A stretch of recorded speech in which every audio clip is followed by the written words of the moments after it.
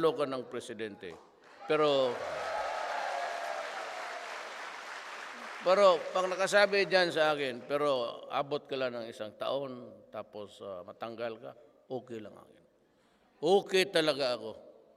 Sabi minsan, barilin ka sa likod, okay ako.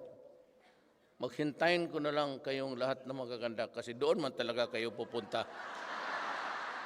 Sus! Yung magaganda na kiat, iba-ibang boyfriend, wala. Doon kayo, magkikita-kita na. Huwag kayo sa langit. Wala na. Makita mo puro anghel. Gusto mo hawakan yung kamay, lilipad pa parang kalapate. Tapos magsige ka lang tingin. Nagpapatrolya yung Diyos dyan. Sige lang tayo ganon, sige dasal.